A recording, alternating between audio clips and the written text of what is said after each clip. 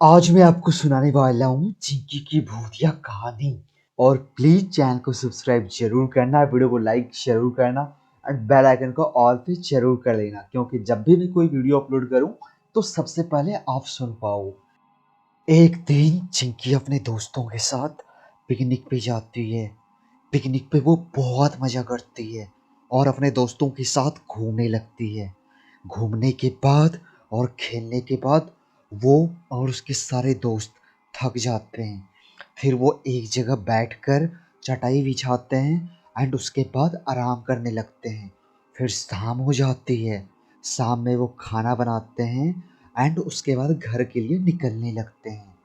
घर जानते हो ना, घर के लिए शाम में निकलने लगते हैं। फिर वो लोग वहाँ से निकलते हैं। उस वक्त शाम के 4 बज रहे होते हैं। रास्ते में दोनों तरफ जंगल और बीच में रोड था। वहाँ का माहौल बहुत ही डरावना था, लेकिन चिंकी और उसके दोस्त आपस में मजे करते हुए वहाँ से निकल रहे थे। तभी चिंकी को बीच रास्ते में एक छोटी सी लड़की दिखाई देती है।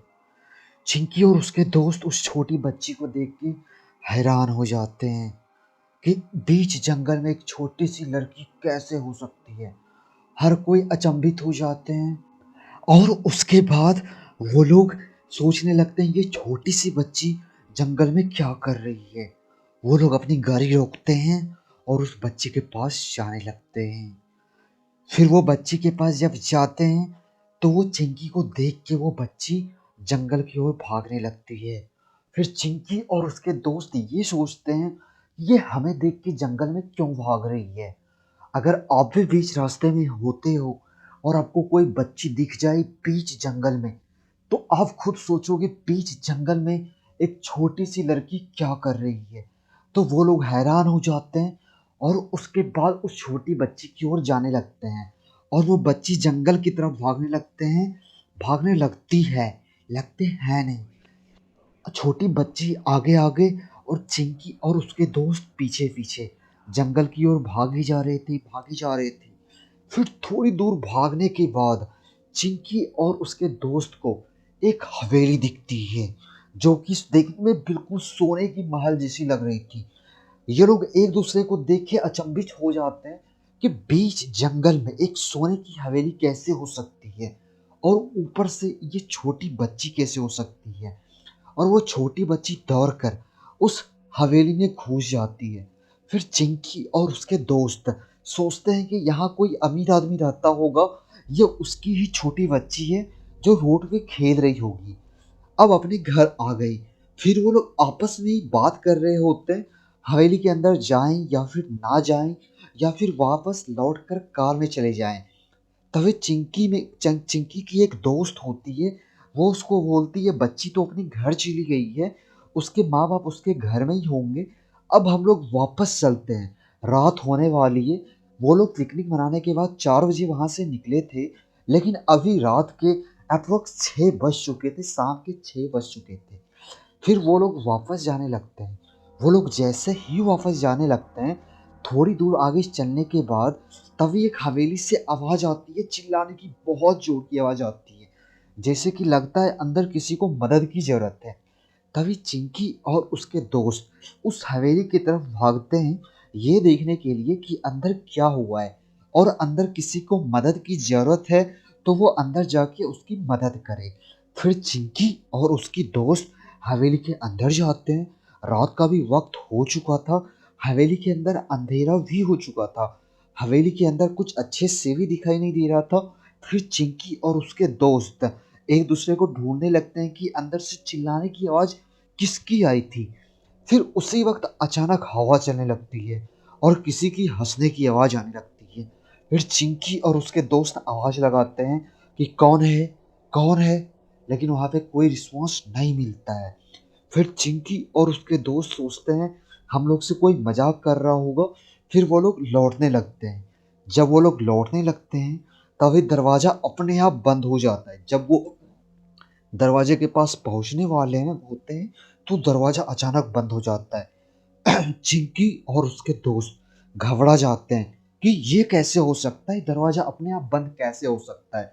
फिर उसे लगता है कि हवेली हवेली के अंदर हवा चल रहा है, हवा चलने की वजह से दरवाजा बंद हो चुका है। फिर उसके बाद वो लोग दरवाजा खोलने की कोशिश करते हैं, लेकिन दरवाजा नहीं खुलता है। फिर फिर हवेली के अंदर से किसी चुड़ैल की हंसने की आवाज आती है। चिंकी और उसके सारे दोस्त डर जाते हैं। फिर चिंकी बहुत रोने लगती है, रोने जैसा हो जाती है और रोने भी लगती है।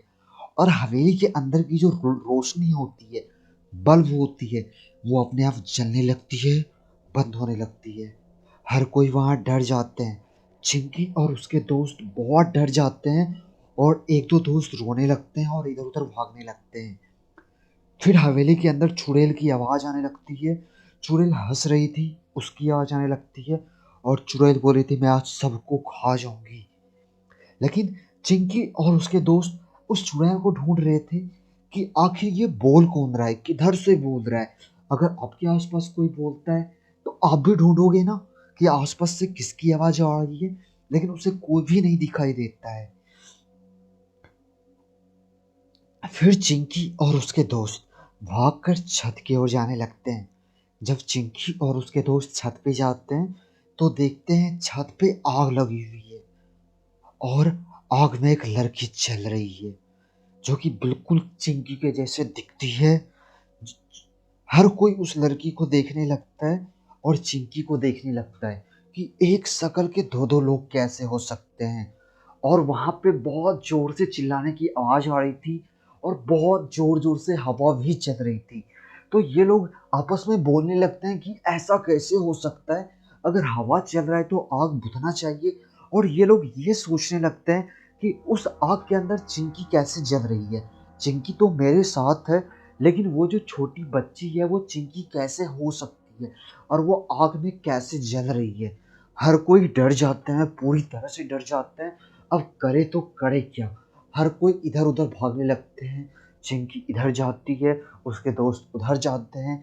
वो छत पे बहुत चिल्लाता है बचाओ बचाओ, लेकिन उसे बचाने के लिए कोई भी नहीं आता। कोई भी वहां पे उसको बचाने के लिए नहीं आता है। उसके दोस्त और चिंकी बहुत डर जाते हैं। जंगल के बीच में तो ये थे और ऊपर से ये लोग एक भूतिया हवेली में आ चुके थे और यहाँ पे इसे बचाने वाला भी कोई नहीं था। फिर ये लोग सोचते हैं ये जो आग जल रहा है, आग पे मैं पानी डाल देता हूँ, उसके बाद ये आग बुझ जाएगा, आग बुझ जाएगा। उसके बाद वो जो बच्ची जल रही है वो बच जाएगी। लेकिन ये लोग को ये भी मालूम था वो कोई छोटी बच्ची आग में नहीं जल रहा है, ये कोई भूत का खुरापाती दिमाग है। तो ये लोग पानी लाने के लिए जैसे ही नीचे जाते हैं वैसे ही दरवाजा छत पर का भी बंद हो जाता है। ये लोग नीचे नहीं जा पाते हैं। फिर ये जो आग थे, ये आग पूरी तरह से छत पे चारों ओर फैलने लगता है और चिंकी लोग की तरफ आग बढ़ने लगता है। तभी चिंकी और उसके दोस्त भगवान का नाम जोर जोर से लेने लगते हैं।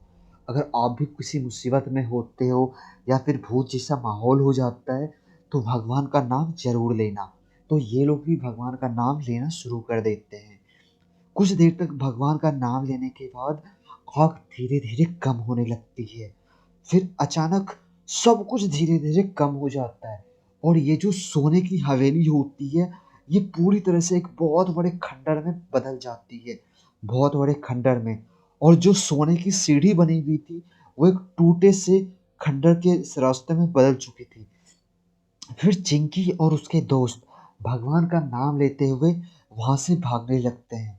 भागते ही भागते वो अपने कार के पास पहुंचते हैं और कार में बैठ के जब कार को वो स्टार्ट करते हैं तो उसकी कार स्टार्ट नहीं होती। वो लोग वहां पे डर जाते हैं। फिर उसके बाद वो फिर से भगवान का नाम जोर जोर से लेने लगते हैं, भगवान का नाम जोर जोर से लेने लगते हैं। लेकिन उस चुड़ैल पे उस भगवान का नाम, वो जो चुड़ैल थी उसके ऊपर भगवान का कोई असर ही नहीं हो रहा था। फिर वो लोग देखते हैं कार के बाहर वही चुड़ैल खड़ी है, हवा में खड़ी है वही चुड़ैल। एक चुड़ैल है जो कि हवा में खड़ी है। और वो लोग चिंकी और उसके दोस्त कार के अंदर बैठ के भगवान का नाम लिए जा रहे थे। और भगवान का नाम लेने का भी कोई फायदा नहीं हो रहा था। जैसे लग रहा था वो जो चुड़ैल थी, चुड़ैल के ऊपर कोई असर ही नहीं पड़ रहा। चुड़ैल हंसे जा रही थी, हंसे जा रही थी और पूरा ये लोग को डराई जा रही थी। फिर अचानक कार स्टार्ट होती है और उसके बाद वो लोग तुरंत कार को स्पीड करके वहाँ से भाग जाते हैं। जंगल के बीचों बीच चिंकी की जो कार थी वो हवा से बात कर रही थी। बहुत ही स्पीड में चिंकी के दोस्त कार चला रहे थे और रास्ते में बार बार उसको बीच रास्ते में चुड़ैल दिखाई दे रही थी। चिंकी और चिंकी के दोस्त ने एक बार भी कार नहीं रोका और वो डायरेक्ट अपने शहर पहुंच जाते हैं। वो एक जंगल में पिकनिक मनाने आए थे, फिर उसके बाद वो लोग शहर पहुंच जाते हैं।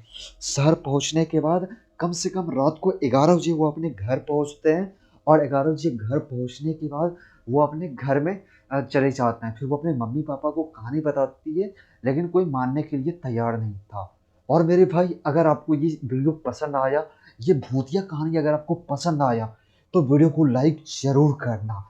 अगर आपको इस तरह की और भी वीडियोस चाहिए तो मुझे कमेंट में ज़रूर बताना।